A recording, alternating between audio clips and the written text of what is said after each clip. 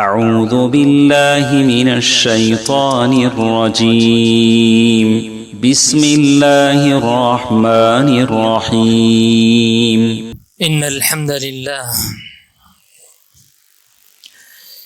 نحمده ونستعينه ونستغفره ونعوذ بالله من شرور أنفسنا ومن سيئات أعمالنا من يهده الله فلا مضل له ومن يضلل فلا هادي له وأشهد أن لا إله إلا الله وأشهد أن محمدا عبده ورسوله يا أيها الذين آمنوا اتقوا الله حق تقاته ولا تموتن إلا وأنتم مسلمون يا أيها الناس اتقوا ربكم الذي خلقكم من نفس واحدة وخلق منها زوجها وبث منهما رجالا كثيرا ونساء واتقوا الله الذي تساءلون به والأرحام إن الله كان عليكم رقيبا يا أيها الذين آمنوا اتقوا الله وقولوا قولا سديدا يصلح لكم أعمالكم ويغفر لكم ذنوبكم ومن يطع الله ورسوله فقد فاز فوزا عظيما أما بعد فإن خير الحديث كتاب الله وخير الهدي هدي محمد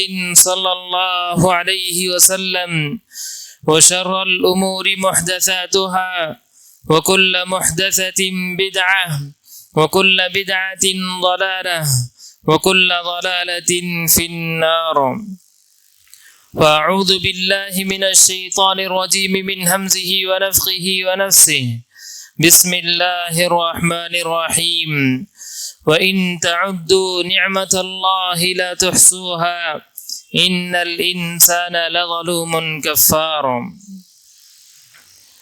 ہر قسم کی حمد و ثنا، بزرگی، بڑائی، کبریائی، تعریف و توصیف کے تمام تر کلمات اللہ رب العالمین ہی کے لیے لائق و زیبا ہے، جو ہمارا خالق ہے، مالک ہے، رازق ہے، جس کی عبادت کرنا ہماری زندگی کا اہم ترین مقصد ہے۔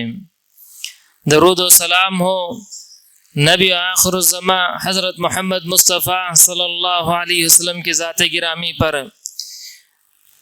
جنہوں نے ہمیں اسلام کے ہر آداب سکھائے اور ہر نعمت کو صحیح طور پر استعمال کرنے کے مختلف طور طریقے سکھلائے۔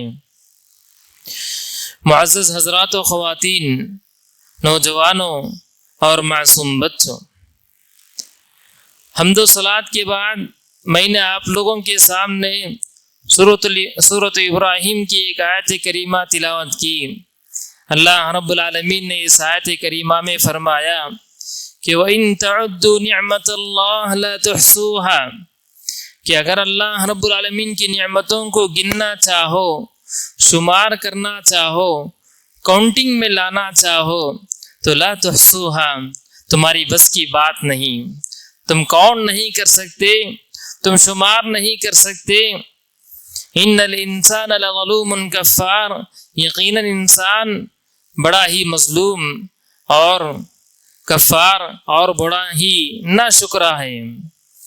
اللہ رب العالمین نے اس آیت کریمہ میں انسانوں پر جو نعمتیں ہوئی ہیں، وہ چاہیں جسمانی اعتبار سے ہو، معنوی اعتبار سے ہو، مادی اعتبار سے ہو، دینی اعتبار سے ہو، ہر ناحیے سے، ہر حیثیت سے اللہ رب العالمین کی انسانوں پر بے شمار نعمتیں ہیں، بے شمار احسانات ہیں۔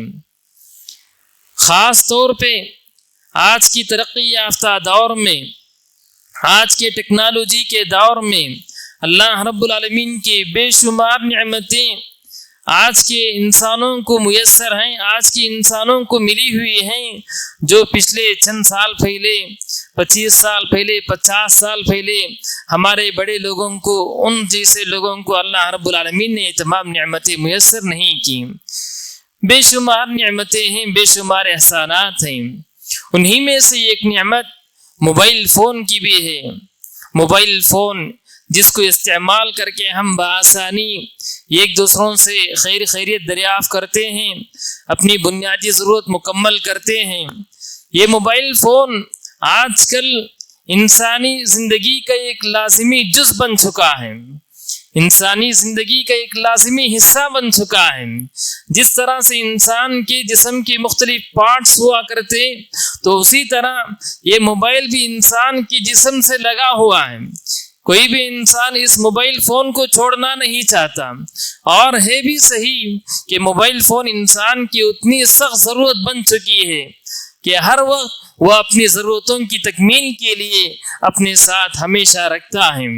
میرے بھائیوں، یہ موبائل فون ایک الیکٹرانک ڈیوائس ہے، یہ ایک آلہ ہے، ایک چھوٹا سا مشین ہے، نہ اس میں کچھ خیر ہے نہ اس میں کچھ شر ہے۔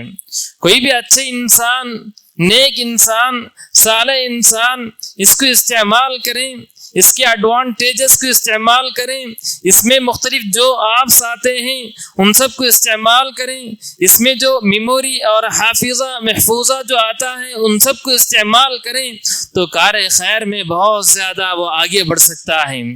اگر انسان کوئی بھی برا انسان ہو، بدکار انسان ہو، وہ اس موبائل فون کو غلط استعمال کرنا چاہیں اور غلط استعمال بھی کریں، تو یقین مانیے کہ یہ موبائل فون اس کی اپنی بربادی اور دنیا اور آخرت کی تباہی کا سب سے بڑا ذریعہ بھی بن سکتا ہے۔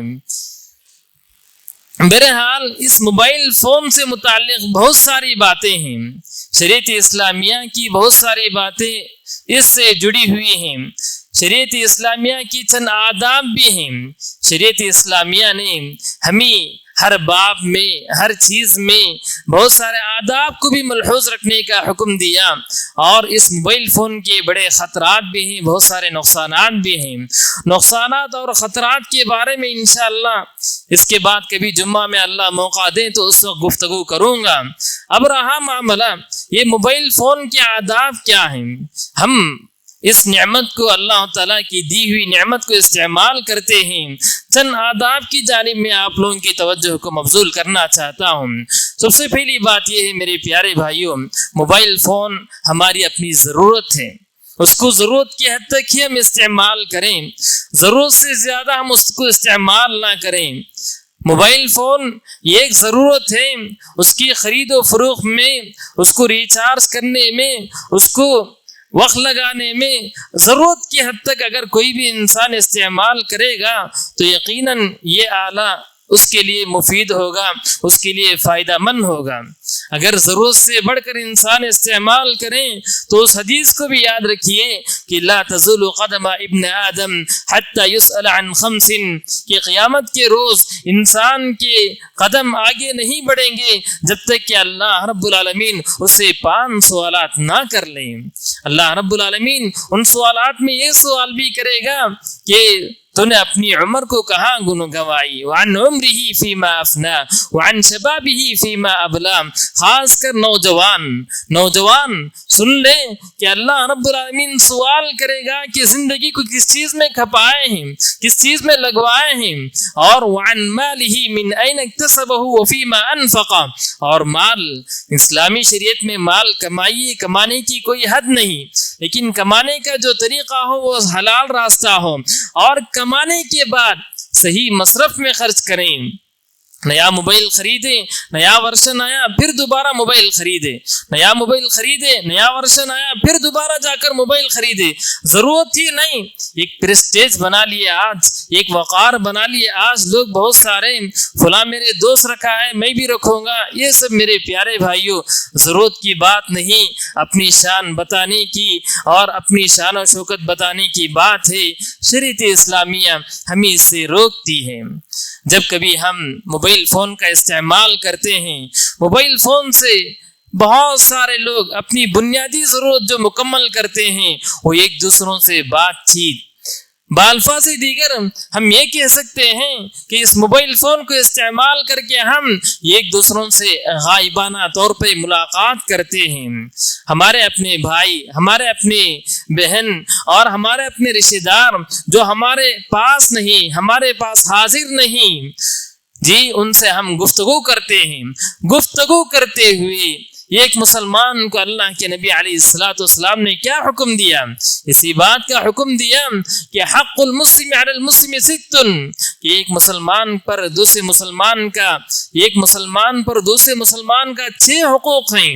ان میں اللہ کے نبی نے یہ بھی گنوایا، اذا لقیتہ فسلم علیہ، جب کبھی تم کسی بھی ایک مسلمان بھائی کو دیکھنا چاہو اور اس سے بات کرنا چاہو تو سلام کہو۔ تو ہمیں کسی کو فون کرنا ہو، فون کرتے ہی اول وہلہ میں شروع میں ہم اپنی گفتگو سلام سے ہمیں کرنا چاہیے، سلام سے ہمیں اپنی گفتگو کرنا چاہیے۔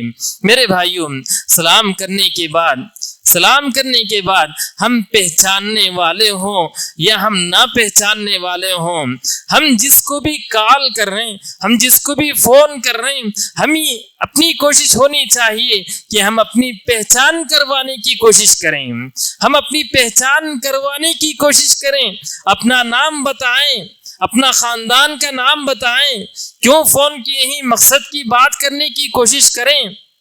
بہت سارے مرتبہ ایسا ہوتا ہے کہ کوئی فون کر دیتے اور فون ریسیو کرنے والا اس کو پہچانتا ہی نہیں اور بات کرتے چلے جاتے۔ یہ بات غلط ہے میرے پیارے بھائیوں۔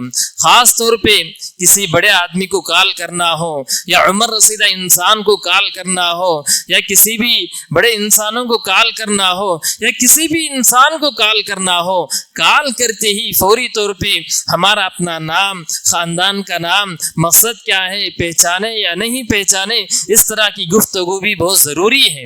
بہت سارا مرتبہ ہوتا ہے کہ ہمارے اپنے پاس جو فون ہے اس میں کسی اور کا نمبر سیو رہتا، کسی اور کا نمبر سیو نہیں رہتا۔ بعض مرتبہ ہوتا ہے کہ وہ لوگ بالفرض مان بھی لیں کہ ہم جس کو کال کیے جا رہے ہیں اس کے پاس ہمارا اپنا نمبر، فون نمبر تو سیو ہے، لیکن فون کرتے ہوئے آوازیں کبھی بدل کر بھی آتی ہیں، فون میں کبھی آواز بدل کر بھی آتی ہیں، سامنے والے کو پہچاننے میں تکلیف ہو سکتی ہے، وہ کبھی آرام میں بھی ہوگا، وہ کس حال میں فون اٹھایا ہے نہیں معلوم۔ اس لیے میرے بھائیوں، فون کرتے ہی ہمیں سامنے والے کو اپنی پہچان کروانا چاہیے، اپنا نام، خاندان کا نام وغیرہ بتانا چاہیے۔ حضرت جابر بن عبداللہ رضی اللہ تعالیٰ عنہ نبی کریم صلی اللہ علیہ وسلم کے پاس آئے، ان کی والد محترم کا قرضے کا معاملہ تھا۔ اللہ کے نبی کے پاس آ کر دروازہ کھٹکھٹانے لگے، دروازہ کھٹکھٹا کر اللہ کے نبی سے سوال کرنا چاہ رہے تھے۔ اللہ کے نبی گھر بیٹھے ہوئے پوچھ رہے تھے، کون ہے بھائی، کون ہے بھائی؟ حضرت جابر بن عبداللہ باہر سے جواب دینے لگے، انا میں ہوں۔ گویا کہ حضرت جابر بن عبداللہ یہ سمجھ رہے تھے کہ اللہ کے نبی بآسانی انہیں پہچانتے ہوں گے۔ اللہ کے نبی نے نہیں پہچانا۔ اللہ کے نبی نے یہ میں یعنی گھر کے باہر سے اللہ کے نبی کون ہے پوچھنے پر انہوں نے جو جواب دیا میں، اللہ کے نبی نے اس کو بہت زیادہ ناپسند فرمایا۔ اس حدیث سے ہمیں یہی معلوم ہوتا ہے کہ ہمیں پہچاننے والا بھی کیوں نہ ہو، کبھی کبھی آوازیں بدل کر جاتی ہیں، سامنے والا صحیح سن نہیں پاتا، اس لیے فون پر ہمیں اپنی پہچان کروانا چاہیے۔ اگر پہچان نہیں کروا رہے، سامنے والا جس کو ہم کال کیے ہیں ہمارا اپنا تعارف، ہمارا اپنا نام، خاندان کا نام وغیرہ پوچھنے پر ہمیں پوری باتیں بتانے کی کوشش کرنا چاہیے۔ میرے بھائیوں، یہ انہی آداب میں سے ایک ادب یہ ہے کہ ہم اوقات اور حالات کا خیال رکھتے ہوئے کال کریں۔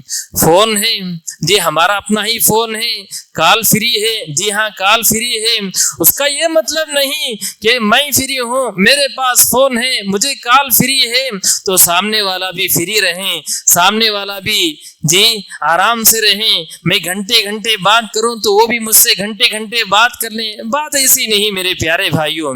ہم جس کو کال کیے جا رہے ہیں، کال کرنے کے لیے مناسب ٹائم اور مناسب وقت بھی ہمیں اختیار کرنا چاہیے. ایسا نہیں کہ رات کے 11 بجے ہم کسی کو کال کر دیے، ایسا بھی نہیں کہ رات کے 11 بجے چھوٹی معمولی بات کہ رات کے 11 بجے ہم کال کر دیے، جبکہ جس کو ہم کال کیے ہیں وہ نیند کی گولی کھا کے یا کوئی گولی کھا کے آرام کیے ہوئے ہیں. ایسا بھی نہیں کہ دوپہر کے وقت ہم کال کر دیے. ایسا بھی نہیں کہ نماز کے اوقات اچھی طرح معلوم ہے کہ ان اوقات میں عام طور پہ لوگ نماز کی حالت میں ہوتے، مسجدوں سے منسلک ہوتے. ان اوقات میں کال کرنا یہ سب مناسب نہیں. کیا اوقات کا اور حالات کا جس کو ہم کال کیے جا رہے ہیں کیا وہ یقیناً مریض ہے یا صحیح حالت میں ہے، کیا ہے، ان سب چیزوں کو دیکھ کر سوچ سمجھ کر ہمیں اپنا موبائل فون کا ہاتھ لگانا چاہیے. ایسا نہیں کہ ہم فری ہیں اور فری کال ہے تو کسی کو بھی کال لگا دیے اور بات کرنا چاہیں. ان سب چیزوں سے شریعت اسلامیہ ہمیں روکتی ہے. میرے بھائیوں، کال کرتے ہوئے، کسی کو بھی فون کرتے ہوئے بعض مرتبہ ہوتا ہے کسی ایک ہی نمبر سے 10 مس کال آئے ہوئے ہوتے ہیں، کسی ایک ہی نمبر سے 15 مس کال آئے ہوئے ہوتے ہیں.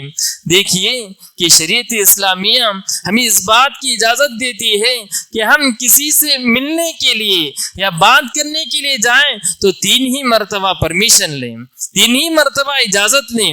3 مرتبہ سے زیادہ پرمیشن لینے کی اجازت لینے کی ہمیں اجازت نہیں، ہمیں اجازت نہیں. اللہ کے نبی علیہ الصلوۃ والسلام کے پاس حضرت ابو سعید الخدری رضی اللہ تعالیٰ عنہ صحابہ کرام کے درمیان بیٹھے ہوئے تھے. حضرت ابو موسیٰ الاشعری رضی اللہ تعالیٰ عنہ بھاگے بھاگے آئے. حضرت ابو موسیٰ الاشعری رضی اللہ تعالیٰ عنہ بھاگے بھاگے آئے. آ کر حضرت ابو موسیٰ نے یہی کہا کہ کوئی گواہ پیش کیجئے. حضرت عمر کے پاس گئے تھے حضرت ابو موسیٰ الاشعری، حضرت عمر رضی اللہ تعالیٰ عنہ کے پاس گئے ہوئے تھے. حضرت عمر رضی اللہ تعالیٰ عنہ گھر ہی میں بیٹھے ہوئے تھے.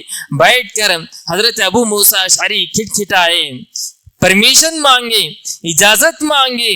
اجازت مانگنے پر حضرت عمر نے کہا کہ یہ تھوڑی دیر رک کر حضرت ابو موسیٰ اشعری دوسری مرتبہ پرمیشن مانگی. حضرت عمر نے اندر ہی سے کہا کہ 2. تیسری مرتبہ حضرت ابو موسیٰ اشعری پرمیشن مانگے. حضرت عمر نے کہا کہ 3. تھوڑی دیر کے بعد حضرت عمر دیکھی کہ چوتھی مرتبہ آواز نہیں آئی. حضرت عمر باہر نکلے کہ کون ہے میرے گھر کو آ کے کھٹکھٹانے والے، دروازہ مارنے والے. دیکھتے ہیں کہ حضرت عمر دیکھتے ہیں کہ حضرت ابو موسیٰ الاشعری رضی اللہ تعالیٰ عنہ ہیں.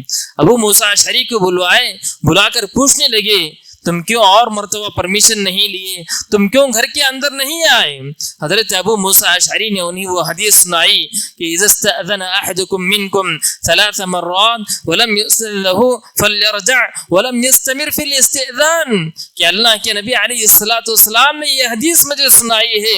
وہ حدیث حضرت ابو موسیٰ اشعری نے حضرت عمر بن خطاب رضی اللہ تعالیٰ عنہ کے سامنے سنائی کہ جب کبھی تم میں سے کوئی بھی انسان کسی سے پرمیشن مانگنا چاہیں تو 3 ہی مرتبہ کی اجازت ہے، 3 مرتبہ سے زیادہ کی اجازت نہیں.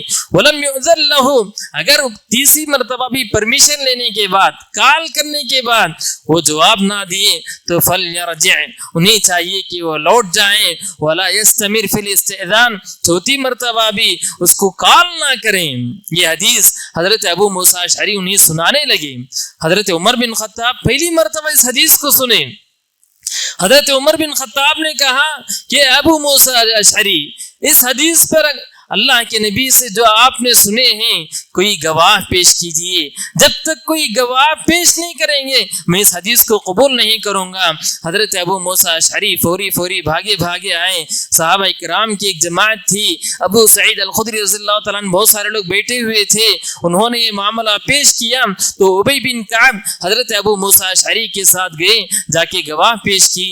اس حدیث سے، اس واقعے سے کئی ایک باتیں معلوم ہوتی ہیں. ان میں ایک بات یہ بھی کہ احادیث کو قبول کرنے میں صحابہ کرام کتنے ہوشیار تھے اور کتنے توجہ کے ساتھ قبول کرتے تھے. اور دوسری بات یہی کہ کوئی بھی انسان کسی سے پرمیشن مانگنا چاہے تو کتنی مرتبہ پرمیشن مانگنا ہے, کتنی مرتبہ اجازت چاہنا ہے, اور کتنی مرتبہ کسی کو بھی کال کرنا رہا تو کتنی مرتبہ کال کرنا ہے. یہ سب باتیں اسی سے معلوم ہوتی ہیں. میرے پیارے بھائیوں, اسی طرح موبائل کے آداب میں سے ایک ادب یہ ہے کہ رنگ ٹون رکھتے ہوئے سادہ سیدھا رکھنے کی کوشش کریں. رنگ ٹون رکھتے ہوئے اس میں میوزک کی آوازیں یا گانا بجانے کی آوازیں, نعوذ باللہ من ذالک, یہ سب چیزیں ہماری اپنی شریعت میں, ہمارے اپنے اسلام میں حرام ہیں. آج کل کئی ایک فیسلٹیز اس میں آ گئے, سامنے والا ایک آواز سنتا ہے کال کرنے والا, اور یہاں ہمارے پاس جو فون ہے اس میں ایک قسم کی آواز آتی ہے. یہ اس میں سب میوزک وغیرہ استعمال کرنا, حرام کردہ چیزوں کا استعمال کرنا, یہ قطعاً حرام ہے. بعض لوگ قرآن مجید کی آیتوں کو بھی سیٹ کرتے ہیں. جب کبھی رنگ ٹون آئے تو قرآن مجید کی آواز آئے. دیکھیے کہ اللہ رب العالمین نے قرآن مجید میں کہا کہ وَإِذَا قُرِئَ الْقُرْآنُ فَاسْتَمِعُوا لَهُ وَأَنصِتُوا لعلکم ترحمون, جب کبھی قرآن پڑھا جائے تو اس کو غور سے سنو. فاستمعوا له وانصتوا, اور نصیحت حاصل کرو. لعلکم ترحمون, تاکہ تم پر رحم کیے جائیں. اب آپ ہی بتائیے کہ کوئی بھی انسان مجھے کال کریں اور میں اپنے فون میں رنگ ٹون پہ قرآن مجید کی آواز سیٹ کیا ہوا ہوں, میں اس کو کاٹوں گا یا سنوں گا؟ اس کال کو کاٹوں گا, یعنی قرآن مجید کی آواز کو کاٹوں گا, اور کاٹ کر میں اپنا موبائل چالو کر کے بات کرنا شروع کروں گا, جبکہ یہ قرآن مجید کی روح سے اس کی بے حرمتی ہے, اس کی پامال کرنے کے برابر ہے. یہ بھی اور بعض مرتبہ ممکن ہے کہ ہو سکتا ہے کہ میں ایسی جگہ رہوں جہاں قرآن پڑھنا منع ہے, حمام ہے, کوئی بھی انسان اپنی ضرورت مکمل کرنے کے لیے گیا, وہاں پر ہم رہیں اور قرآن مجید کی آواز وہاں سے سب آئیں, یہ سب شریعت کے اعتبار سے درست نہیں. اس لیے سامنے والے کو بھی بعض مرتبہ ہوتا ہے کہ ہمیں رنگ ٹون ہی کی آواز آتی ہے, سامنے والے کو کوئی اور آواز, قرآن مجید کی آواز, فلاں آواز, یہ تمام چیزیں جائز نہیں, شریعت کے اعتبار سے مناسب نہیں. میرے پیارے بھائیوں, انہی آداب میں سے ایک اہم ادب یہ ہے کہ دینی مجلسوں میں آتے ہوئے, خاص کر 5 وقت کی نمازوں کو آتے ہوئے موبائل فون کو سوئچ آف کرنا یا سائلنٹ کرنا, یہ بھی بہت ضروری ہے. ہم عبادت کے لیے آتے ہیں مساجد, ہم بیانات سننے کے لیے جاتے ہیں دینی مجالس کو, لیکن وہاں جاتے ہوئے تکلیف دینا یہ اچھی بات نہیں. تکلیف دینا, کسی بھی انسان کو ہماری کسی بھی حرکت سے تکلیف دے, یہ ہمارے لیے مناسب نہیں. اللہ کے نبی علیہ الصلوۃ والسلام حضرت ابو سعید الخدری رضی اللہ تعالیٰ عنہ خود روایت کرتے ہیں کہ اللہ کے نبی علیہ الصلوۃ والسلام اعتکاف کی حالت میں تھے, بہت سارے صحابہ کرام یہ قسم کی آوازیں آنے لگیں. بعض لوگ تلاوت قرآن بہت زیادہ آواز سے پڑھ رہے تھے, نماز بھی بہت زیادہ آواز سے پڑھ رہے تھے. اللہ کے نبی فوری متوجہ ہوئے, یہ کیا آوازیں ہیں مسجد میں؟ اللہ کے نبی متوجہ ہو کے پوچھنے لگے, اور اللہ کے نبی نے جو الفاظ کہا وہ سنیے, فلا یؤذین بعضکم بعضا, آپس میں ایک دوسرے کو تکلیف مت دیا کرو. ہر مسلمان مسجد آتا ہے عبادت کرنے کے لیے اپنی آواز سے, چاہے وہ رنگ ٹون کی آواز ہو یا موبائل کی آواز ہو, چاہے وہ اپنی تلاوت کی آواز ہی کیوں نہ ہو. سنت نمازیں پڑھ رہے ہیں, سنت پڑھتے ہوئے کئی لوگ سنت کی نمازیں پڑھ رہے ہیں, ہم تھوڑی بہت آواز سے پڑھیں, یہ ناجائز ہے میرے بھائیوں. ہمیں اپنی عبادت کے ذریعے بھی کسی اور کو تکلیف دینا, کسی اور کو ستانا, یہ ناجائز ہے. خاص طور پہ یہ تو بہت بڑا مسئلہ ہے آج کہ بہت سارے لوگ دینی مجالس کو آتے, مسجد میں نماز کی حالت میں ہوتے ہوئے رنگ ٹون بجتے رہتا. میرے پیارے بھائیوں, مسجد کو آتے ہوئے موبائل فون سائلنٹ میں ڈالنے کی کوشش کریں, ولو بالفرض کبھی بھول جائیں تو دوران نماز بھی آپ اس کو سائلنٹ کر سکتے ہیں. دوران نماز کی حالت میں ہی تھوڑا بہت حرکت کرنے کی اجازت ہے, شریعت ہمیں اجازت دیتی ہے. نماز کی حالت میں بھی فوری اپنا موبائل فون اٹھا کے اس کو سائلنٹ کرنے کی کوشش کریں. اور موبائل فون کے آداب میں سے ایک ادب یہ بھی ہے کہ جب کبھی ہم موبائل فون پہ کچھ بات کرنے کی کوشش کریں آس پاس میں جو لوگ ہیں ان کا بھی خیال رکھتے ہوئے بات کرنے کی کوشش کریں. ایسا نہیں کہ بہت زیادہ بلند آواز سے، اور ایسا بھی نہیں کہ سامنے والے کو کچھ بھی سنائی نہ دیں. یہ سب چیزیں غلط ہیں. اللہ کے نبی علیہ الصلوۃ والسلام حضرت ابوبکر رضی اللہ تعالیٰ عنہ کے گھر سے گزر ہوا اور حضرت عمر کے گھر سے بھی گزر ہوا. اللہ کے نبی حضرت ابوبکر کے گھر سے گزرتے ہوئے بہت دھیمی آواز میں، بہت ہلکی پھلکی آواز میں قرآن مجید کی تلاوت کر رہے تھے. حضرت عمر بہت زوردار انداز سے تلاوت کر رہے تھے. اللہ کے نبی نے تھوڑی دیر کے بعد دونوں کے دونوں جمع ہوئے. اللہ کے نبی نے حضرت ابوبکر کو دیکھ کر یہی کہا، ارفع من صوتک شیئا، تھوڑا اپنی آواز کو بلند کرو، اور اخفض من صوتک شیئا، حضرت عمر سے کہا کہ اپنی آواز کو ذرا پست کرو. جب کبھی ہم دینی ماحول میں رہیں یا اپنے ہی گھر میں رہیں یا ہمارے آس پاس میں بہت سارے لوگ رہیں، موبائل فون پہ چیخ چیخ کے بات کرنا، چلڈا چلڈا کر بات کرنا، باآواز بلند بات کرنا، یہ بھی ادب کے خلاف ہے. اس طرح کئی ایک آداب ہیں موبائل فون سے جڑے ہوئے، اس کے مصائب و مشکلات بھی ہیں، اس کے نقصانات بھی ہیں، اس کے خطرات بھی ہیں. انشاءاللہ اس کے بعد کسی ایک جمعے میں اس پر گفتگو کی جائے گی. اس کے آداب میں سے چند آداب میں آپ کے سامنے رکھا. رب العالمین سے دعا ہے کہ رب العالمین موبائل فون کے آداب اور شریعت اسلامیہ کے تمام آداب کی ہمیں پیروی کرنے کی اللہ رب العالمین توفیق عنایت فرمائیں. آمین. اقول قولی هذا واستغفر الله لي ولكم ولسائر المسلمين من كل ذنب فاستغفروه انه هو الغفور الرحيم.